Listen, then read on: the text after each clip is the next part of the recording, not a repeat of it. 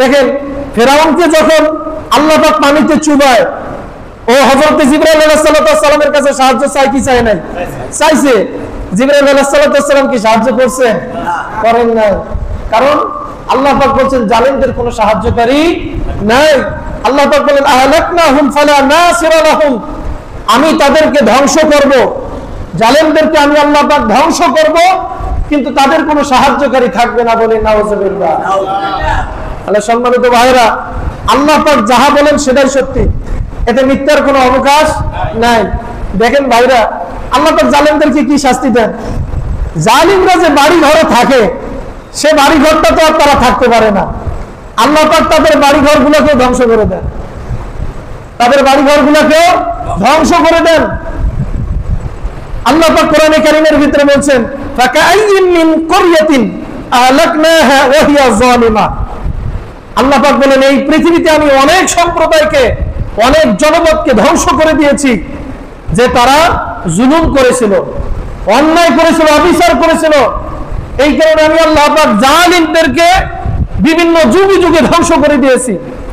এরপরে দেখেন আল্লাহ পাক বলেন ফাহিয়া খাবিয়াতুন আলা উরুশিহা, এরপর আমি আল্লাহ পাক তারা যে বিশাল বিশাল অট্টালিকা নির্মাণ করেছিল, তাদের এই বিশাল বিশাল অট্টালিকাগুলোকে ছাদ সহ আমি আল্লাহ পাক ধ্বংস করে দিয়েছি। বলে নাউজুবিল্লাহ।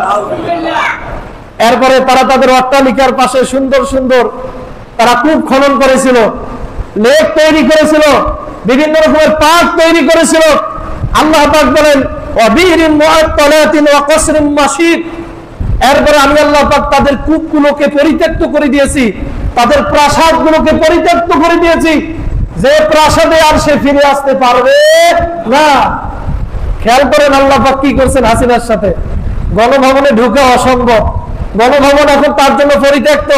গণভবনের পুকুরগুলোকে আল্লাহ পাক পরিত্যক্ত করে দিয়েছেন, গণভবনে যত স্থাপনা আছে সব কিছু আল্লাহ পাক পরিত্যক্ত করে দিয়েছেন। একটাই কারণ, মানুষের প্রতি জুলুম করার কারণে। কথা বলেন ঠিক কিনা? জুলুমের কারণে ভাইরা আল্লাহ পাক সবকিছু কোরআনে কারিমে বলে দিয়েছেন যে তাদের বাড়ি ঘরগুলো পরিত্যক্ত হয়ে যাবে, সেই বাড়ি ঘরে আর তারা ফিরে আসতে পারবে না। তো সম্মানিত ভাইরা, তো যারা জানেন আল্লাহ পাক তাদেরকে দুনিয়া আরেকটি শাস্তি দান করেন যে তাদের বাড়ি ঘরগুলো পর্যন্ত আল্লাহ পাক পরিত্যক্ত করে দেন। আজকে গণভবনে ঢুইকা ছাত্ররা কত কিছু যে করছে, কত কিছু যে লুট করে নিয়ে আসছে। ভাইরা আমার, জালিমদেরকে আল্লাহ পাক এগুলো শাস্তি দিয়ে থাকেন। তো সম্মানিত ভাইরা, এরপর জালিমদেরকে আল্লাহ পাক আরেকটি শাস্তি দান করবেন, সেটা হচ্ছে মৃত্যুর যন্ত্রণা। আল্লাহ পাক জালিমদেরকে কঠিনতর মৃত্যুর যন্ত্রণা দান করবেন। এমন যন্ত্রণা দান করবেন যে যন্ত্রণা আল্লাহ পাক আর কাউকে দিবেন না। ভাইরা দেখেন আল্লাহ পাক কি বলছেন। আল্লাহ পাক বলছেন ওয়ালাউ তারা ইয যালিমুনা ফি গামারাতিল মাউত ওয়াল মালাইকাতু বাসিতু আইদিহিম আখরিজু আনফুসাহুম ইয়াওমা তুজজাউনা আযাবাল হুন। বলে নাউজুবিল্লাহ। ভাইরা আমার, আল্লাহ পাক জালিমদেরকে কি রকম মৃত্যুর যন্ত্রণা দিবেন দেখেন একটু চিন্তা করে। আল্লাহ পাক বলেন যদি জালেমরা দেখতে পাইতো যে আমি আল্লাহ পাক তাদেরকে কি রকমের মৃত্যু যন্ত্রণা দান করব। আল্লাহ পাক ফেরেশতাদেরকে পাঠিয়ে দিবেন আযাবের ফেরেশতা। আযাবের ফেরেশতা আসবে জালেমদের কাছে জান কবজ করার জন্য। দেখেন তো ফেরেশতা যখন আসবে, ফেরেশতা শুধু সমানে পিটাতে থাকবে। বাসিতু আইদিহিম, ফেরেশতারা পিটাবে যারা জালেমদেরকে মৃত্যুর সময় প্রচন্ড ভাবে পিটাবে, তাদের সামনেও পিটাবে, পিছনেও পিটাবে। আল্লাহ পাক কোরআনে কারিমে অন্যত্র বলতেছেন ওয়ালাউ তারা ইয ইয়াতাওয়াফাল্লাযীনা কাফারু আল মালাইকাতু ইয়াদরিবুনা উজুহাহুম ওয়া আদবারহুম। বলে নাউজুবিল্লাহ। আল্লাহ পাক বলেন যারা জালেম, যারা কাফের, আমার ফেরেশতারা তাদেরকে ধরবে, তাদেরকে পিটাবে, তাদের চেহারায় পিটাবে এবং তাদের পিছনে পিটাবে। ফেরেশতারা পিটাবে। ভাইরা এই রকমের পিটানি খাওয়ার পরে এই জালেম বান্দাদের আত্মা যখন বের হতে চাবে না ভয়ে, দেহ থেকে আত্মা বের হতে চাবে না ভয়ে, কারণ ফেরেশতারা এমন পিটাবে ভয়ে ভীত সন্ত্রস্ত হয়ে যাবে, আত্মা বের হতে চাবে না। জাহান্নামের দৃশ্য আল্লাহ পাক দেখাবেন। এই কারণে জালেমদের ভেতর থেকে আত্মা বের হতে চাবে না ভয়ে, শরীরের বিভিন্ন জায়গায় আত্মাটা লুকানোর চেষ্টা করবে। আপনাদেরকে তাফসীর শোনাচ্ছে ভাইরা। শরীরের বিভিন্ন জায়গায় আত্মাটা লুকানোর চেষ্টা করবে। জালেমদের আত্মাটা যখন বের হতে যাবে না, ফেরেশতারা সমানে পিটাবে আর তাদেরকে বলবে আখরিজু আনফুসাকুম, তোমরা তোমাদের আত্মাটাকে বের করে দাও। ফেরেশতারা কবজ করবে না, ফেরেশতারা বলবে নিজেরাই নিজেদের আত্মাটা বের করে দাও। আল্লাহর ফেরেশতারা পিটাবে, আরেক কথা বলবে আত্মা বের করে দাও। এইভাবে পিটানি খাইতে খাইতে জালেমরা এক পর্যায়ে মৃত্যুবরণ করবে, বলে নাউজুবিল্লাহ। ভাইরা আমার, জালেমদেরকে যে আল্লাহ পাক মৃত্যুটা দিবেন, এটা ভয়াবহ মৃত্যু দিবেন ভাইরা। জালেমদেরকে কি ভয়ানক মৃত্যু দান করবেন ভাইরা। এজন্য জুলুমের সাথে কোনো সম্পর্ক রাখা যাবে না ভাইরা। জুলুমের সাথে কোনো সম্পর্ক রাখা যাবে না। কোনো মানুষের প্রতি জুলুম করা যাবে না, অন্যায় করা যাবে না, অবিচার করা যাবে না। দেখেন আল্লাহ পাক জালেমদেরকে যে কঠিন মৃত্যুর যন্ত্রণা দান করেন, পৃথিবীতে এই রকমের অনেক নমুনা আল্লাহ পাক দেখিয়েছেন। দেখেন নাই? দেখাইছেন। পৃথিবীতে একজন জালেম ছিল আবু লাহাব। আবু লাহাবের নাম শোনেন নাই? তাব্বাত ইয়াদা আবি লাহাব। আল্লাহ পাক আবু লাহাবকে ধ্বংস করে দিয়েছেন, তার দুই হাতকে আল্লাহ পাক ধ্বংস করে দিয়েছেন। কারণ এই হাত সে আল্লাহর পয়গম্বরের বিরুদ্ধে উঠাইছিল। আল্লাহর পয়গম্বরের বিরুদ্ধে হাত উঠিয়ে বলছিল তাব্বাল্লাকা ইয়া মুহাম্মদ, হে মুহাম্মদ তুমি ধ্বংস হয়ে যাও। আল্লাহর পয়গম্বর দিনের দাওয়াত নিয়ে যখন মানুষকে আহ্বান করেছেন, যেখানে দাওয়াত নিয়ে গেছেন সেখানে আবু লাহাব সে বিরোধিতা করেছে, সেখানেই বাধা দিয়েছে। তো আল্লাহর পয়গম্বরকে হাত উঠিয়ে বলছে তাব্বাল্লাকা ইয়া মুহাম্মদ। আল্লাহ পাক আয়াত নাযিল করে দিয়েছেন, আমি আল্লাহ পাক আবু লাহাবকে তার দুই হাতকে এবং তাকেও ধ্বংস করে দিলাম, বলে নাউজুবিল্লাহ। ভাইরা আমার, দেখেন এই আবু লাহাবের আল্লাহ পাক কি রকমের মৃত্যু দিয়েছিল। বড়ই ভয়ানক মৃত্যু আল্লাহ পাক দিয়েছে আবু লাহাবকে। আল্লাহ পাক জালেমদেরকে কি মৃত্যুর যন্ত্রণা দেন ভাইরা। আবু লাহাবের শরীরে ফুসকুড়ি উঠছিল। আমাদের অনেক সময় ফুসকুড়ি ওঠে না শরীরে, যেটাকে আমরা গুটি বসন্ত বলি বা বসন্ত বলি। এই যে তার শরীরে এই রকমের ফুসকুড়ি উঠছিল সারা শরীরে, এমন যন্ত্রণা শুরু হয়ে গেল, তার কাছে জীবনটা দুর্বিষহ উঠলো ভাইরা। এক পর্যায়ে যখন সে মারা গেল, দেখেন যারা জালেম আল্লাহ পাক তাদেরকেই শুধু মৃত্যুর যন্ত্রণা দিয়েই ক্ষান্ত তা না, মরণের পরেও আল্লাহ পাক তাদের লাশটাকে লাঞ্ছিত করে রাখেন। নাউজুবিল্লাহ বলবেন না? এই আবু লাহাব যখন মারা গেছে, তার গোটা শরীরে ঘা, পছন, গোটা শরীরে পছন ধরে গেছে। মারা যাওয়ার পরে সন্তানরা তার কাছে আর যায় না। কেন যায় না? যে যদি তার কাছে যায় আর ওই রোগ যদি তাকে ধরে, এই জন্য সন্তান পর্যন্ত ধরে না তাকে ভাইরা। তার যে সন্তানরাও কি করলো, তারা ধারের কাছে যায় না। মারা যাওয়ার পরে সন্তানরা তো মাটি দিবে সব বাপকে, এটাই তো স্বাভাবিক, তাই না?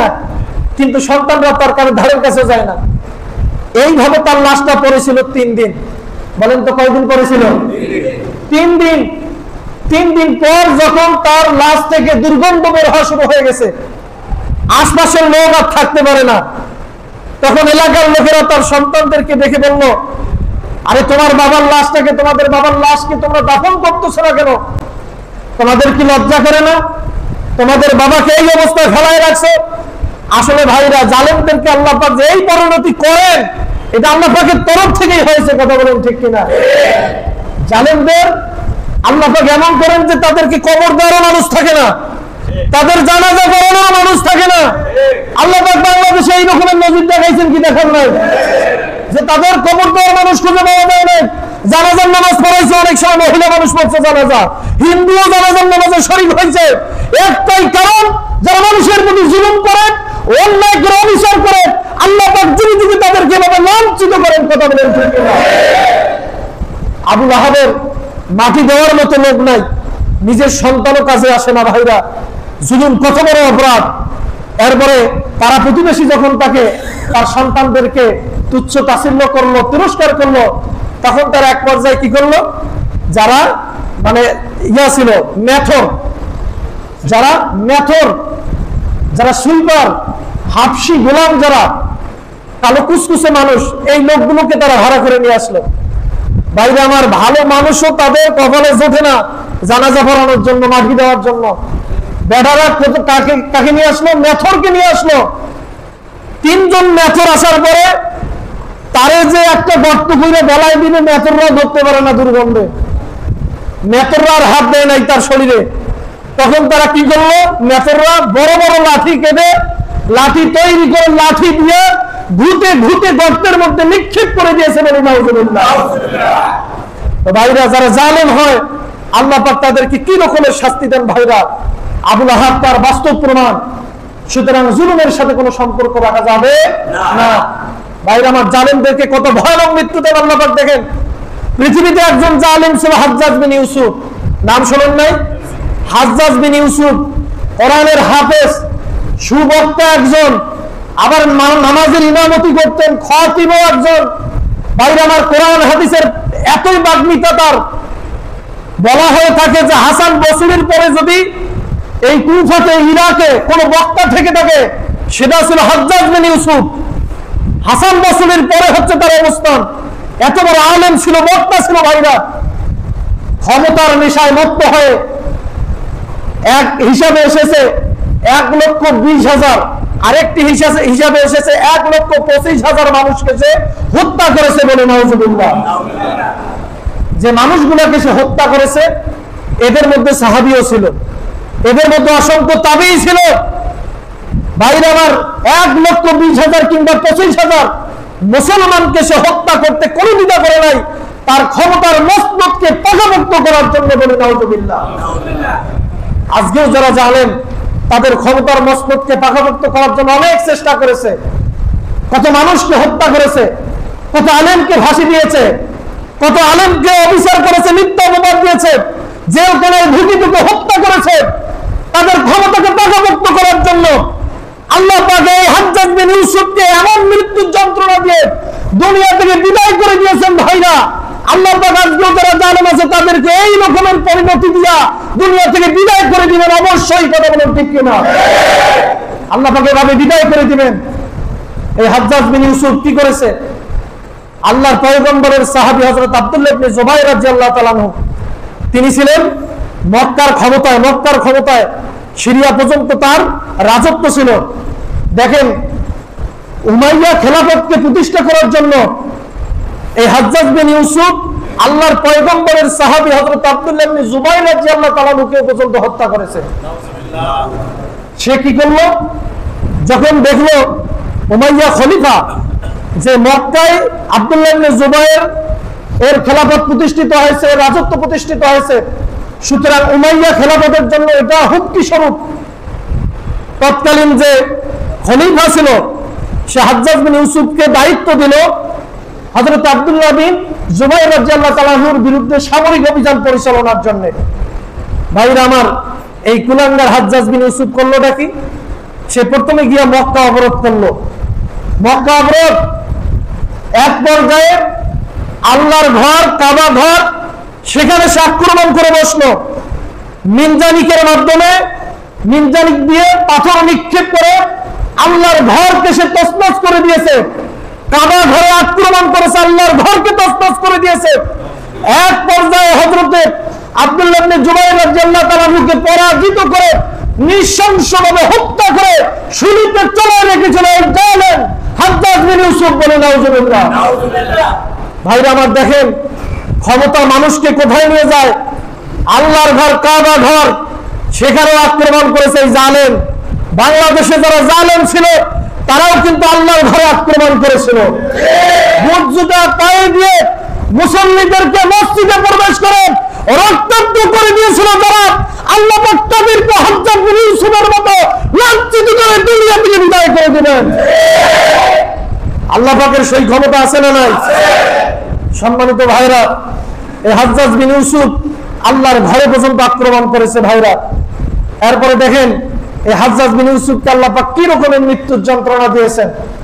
আল্লাহ পাক এমন মৃত্যুর যন্ত্রণা দিয়েছেন যে তার ভেতরে আল্লাহ পাক এমন ঘা দিয়েছে, ভিতরে ঘায়ের কারণে ভিতরে অনেক পোকা তার ধরেছে। তার অন্তর্নালীতে অসংখ্য পোকা। চিকিৎসকগণ তার ভিতরে গোস্তের টুকরা ঢুকে দিয়ে পরীক্ষা করে দেখছে যে গোস্তের টুকরাটা আবার বের করে দেখে যে গোস্তের টুকরায় অনেকগুলা পোকা। নাউজুবিল্লাহ বলবেন না? আল্লাহ পাক তার ভিতরে গজব শুরু করে দিয়েছে। ভাইরা আমার, আবার এমন আল্লাহ পাক তাকে শাস্তি দিয়েছিলেন, তার পানির পিপাসা, প্রচন্ড পানির পিপাসা, পানির পিপাসা সে কাতর হয়ে যায়, কিন্তু পানি যখন নিয়ে যাবেন পানি আর খাইতে পারে না। পানি খাবে কেমনে? ভিতরে তো পোকা, কিভাবে খাবে? আল্লাহ পাক দেখেন জালেমদেরকে কি রকমের ভাইরা মৃত্যুর যন্ত্রণা দান করেন। এরপরে হাজ্জাজ বিন ইউসুফকে আল্লাহ পাক এরপরে দেখেন কি শাস্তি দিয়েছেন ভাইরা। এই হাজ্জাজ বিন ইউসুফ যখন সে মারা গেল, তার চাকর বাকর যারা, সেনা লস্কর যারা ভাইরা আমার, তারা তার যে কবরটা পর্যন্ত প্রকাশ্যে দিতে পারে নাই। কবর তার প্রকাশ্যে হয় নাই। হাজ্জাজ বিন ইউসুফের কবর যে কোথায় কেউ বলতে পারে না। রাতের আধারে এই জালেমের কবরস্থ করা হয়েছে ভাইরা। না জানি তার সৈনিকেরা ভয় করেছিল যে তার কবর যদি প্রকাশ্যে দেওয়া হয় তাহলে লোকজন তার প্রতি যত খেপা, তাকে কবর থেকে তুলে তাকে পিটাবে মানুষ, তাকে লাঞ্ছিত অপমানিত করবে, এই ভয়ে তার সেনা সৈনিকেরা রাতের আধারে গোপনে গোপনে তার কবর দিতে বাধ্য হয়েছে। বলেন নাউজুবিল্লাহ। তো সম্মানিত ভাইরা, যারা জালেম হয় আল্লাহ পাক তাদের কবরগুলোকে নিচ্ছিন্ন করে দেন, ভয়ে তারা কবরও দিতে পারে না ভাইরা। এই জালেমকে আল্লাহ পাক দেখেন কি অসুস্থতা দান করেছিলেন ভাইরা। তার এমন একটা রোগ হয়েছিল যে তার গোটা শরীরটা কাঁপতে কাঁপতে ঠান্ডা হয়ে যাইতো। কাঁপতে কাঁপতে কি হয়ে যাইতো? ঠান্ডা হয়ে যাইতো। ভেতর থেকে এমন ঠান্ডা বের হইতো, গোটা শরীরটা তার বরফের মতো হয়ে যাইতো। এক পর্যায়ে তার শরীরের পাশে আগুন জ্বালাইতে হতো, তাকে আগুনের তাপ দেওয়া হতো, কিন্তু আগুন যে তার শরীরে লাগে তাও সে বুঝতে পারে না। তার শরীরকে আল্লাহ পাক এমন ভাবে অবশ করে দিয়েছেন, নুনাল্যাংড়া করে দিয়েছেন যে তার শরীরে আগুন লেগে গেছে, এরপরও সে বুঝতে পারে না। বলে নাউজুবিল্লাহ। যারা মানুষের প্রতি জুলুম করে, অন্যায় করে, অবিচার করে, আল্লাহ পাক তাদেরকে এইভাবে শাস্তি দান করেন ভাইরা। দেখেন হযরত ইমাম যাহাবী রাহমাতুল্লাহ আলাইহি একটা ঘটনা বর্ণনা করেছেন কিতাবুল কাবায়েরে। তিনি একটা ঐতিহাসিকের ঘটনা বর্ণনা করেন। সেই ঐতিহাসিক ঘটনা বর্ণনা করেছেন যে একবার এক ব্যক্তি, সে হচ্ছে সেই জায়গার রাজা কিংবা মন্ত্রীর সে একজন প্রধান ওজির, মানে বড় একজন কর্মকর্তা, পদস্থ কর্মকর্তা। তো এই কর্মকর্তা একদিন পথ চলতেছে। তো চলতে চলতে এক পর্যায়ে লক্ষ্য করে দেখলো যে একজন জেলে একটা বিরাট মাছ নিয়ে যাচ্ছে। সে তো জেলেকে ডাক দিল, এদিকে আসো। আসার পরে কোনো কথা বলা নাই, জেলেকে একটা থাপড় দিয়ে তার মাছটা কেড়ে নিল। নাউজুবিল্লাহ বললেন না ভাইরা আমার। জালেম দেখেন, জালেমরা কিভাবে মানুষের সম্পদ আত্মসাৎ করে। আজকে তো আমাদের দেশে কত দরবেশ বাবা ধরা পড়ছে। দরবেশ বাবা ধরা পড়ে নাই? দাড়ি, টুপি, পাঞ্জাবি, পায়জামা, না জানি আল্লাহর কত বড় অলি বান্দা জান্নাত থেকে মনে হয় নেমে আসছে। আজকে হাজার হাজার কোটি কোটি টাকা আত্মসাৎ করেছে, জনগণের সম্পদকে আত্মসাৎ করেছে ভাইরা আমার। তার যে যতগুলো সম্পদ সে আত্মসাৎ করেছে, এই রকমের কয়েকটা পদ্মা সেতু তৈরি করা যেত। জালেমরা মানুষের প্রতি জুলুম করে, কিভাবে সিন্ডিকেট তৈরি করে হাজার হাজার কোটি টাকা সে ভাইরা আমার আত্মসাৎ করেছে। তো যারা জালেম হয় আল্লাহ পাক তাদেরকে কিভাবে লাঞ্ছিত করেন, অপমানিত করেন ভাইরা। এই জালেম ব্যক্তি জেলের কাছ থেকে মাছটা থাপড় দিয়ে কেড়ে নিল। নেওয়ার পরে মাছ নিয়ে চলে যাচ্ছে। জেলেটা পেছনে ডাকতেছে যে আপনি আমার মাছ নিয়ে যাচ্ছেন কেন? কারণ মাছ নিয়ে যাবো না তো কি করবো, আমার মনে চাইছে নিয়েছি, তোমার কিছু করার থাকলে করো গিয়া। নাউজুবিল্লাহ বলবেন না? সম্মানিত ভাইরা, এরপরে দেখেন মাছ নিয়ে যখন এই অত্যাচারী ব্যক্তিটা গেছে, বাড়িতে যাওয়ার পরে মাছটা খপ করে তার বৃদ্ধা আঙ্গুলে কামড় দিয়েছে। বৃদ্ধা আঙ্গুলে কামড় দিয়েছে, এমন ভাবে কামড়ায় ধরছে যে সাথে সাথে লোকটা মাছটাকে ফেলাই দিয়েছে। দেওয়ার পরে দেখেন যে রাতের বেলা এই যে মাছে কামড় দিয়েছে বৃদ্ধা আঙ্গুলে, এমন প্রচন্ড ব্যথা শুরু হয়ে গেছে, ব্যথার যন্ত্রণায় আর সে থাকতে পারে না, ব্যথার যন্ত্রণায় থাকতে পারে না। পরের দিন সকালবেলা যখন চিকিৎসকের কাছে গেছে, যাওয়ার পরে চিকিৎসক বলছে যে আপনার যে বৃদ্ধা আঙ্গুল এইটা আর শরীরে রাখা যাবে না, এটা কেটে ফেলতে হবে। নাউজুবিল্লাহ বলবেন না? দেখেন আল্লাহ পাক জালেমের শাস্তি, জুলুমের শাস্তি দুনিয়াতেই দিয়ে থাকেন। আইয়ামুন কলিবি ইয়ানকলিবুন, আল্লাহ পাক বলেন আমি আল্লাহ পাক জালেমদেরকে পরকালে যে রকমের শাস্তি দেব, দুনিয়াতে অনুরূপ আমি আল্লাহ পাক শাস্তি দান করব বলে নাউজুবিল্লাহ। এরপরে ভাইরা আমার কিছুদিন যাওয়ার পরে দেখে যে ঘাড় সারে না, আবার চিকিৎসকের কাছে গেছে, এবার হাতের কবজি পর্যন্ত কেটে দিয়েছে। এরপরে যখন সারে না, হাতের কনুই পর্যন্ত কেটে দিয়েছে। এক পর্যায়ে তার গোটা হাতটা বাহু পর্যন্ত, এই ঘাড় পর্যন্ত কেটে দিতে বাধ্য হয়েছে বলে নাউজুবিল্লাহ। তো সম্মানিত ভাইরা, যখন এই পর্যন্ত হাত কাটার পরও তার অসুবিধা কমে না, এক ব্যক্তি থেকে পরামর্শ দিল যে ভাই, আপনি যার প্রতি এই অন্যায়টা করেছেন, জুলুমটা করেছেন, আপনি তার কাছে গিয়ে মাপ চান, হয়তো তার কাছে মাপ চাইলে আল্লাহ আপনাকে মাফ করে দিতে পারেন। সম্মানিত ভাইরা, তখন এই ব্যক্তি চলে গেল ওই জেলেকে অনেক খোঁজাখুঁজি করার পরে, খুঁজে পাওয়ার পরে জেলের গিয়া পাও ধরছে, ধরার পরে বলে যে ভাই আপনি আমার মাফ করে দেন, ক্ষমা করে দেন। জেলে বললো আচ্ছা ঠিক আছে, আপনাকে আমি ক্ষমা করে দিলাম, মাফ করে দিলাম বলি সুবহানাল্লাহ। তো সম্মানিত ভাইরা, জেলে যখন তাকে ক্ষমা করে দিয়েছে, আল্লাহ পাকও তার ঘাকে সারিয়ে দিয়েছেন বলি সুবহানাল্লাহ। তো সম্মানিত ভাইরা দেখেন, যারা মানুষের প্রতি জুলুম করে, অন্যায় করে, অবিচার করে, আল্লাহ পাক দুনিয়াতে তাদেরকে কি রকমের শাস্তি দান করেন। তো আজও যারা জালেম, আল্লাহ পাক এই জালেমদেরকে শাস্তি দিতে পারবেন না? কথা বলেন, পারবেন কি পারবেন না? আল্লাহ পাকের সেই ক্ষমতা আছে না নাই? সম্মানিত ভাইরা, এরপরে দেখেন সময় শেষ নাকি? আরো 5 মিনিট।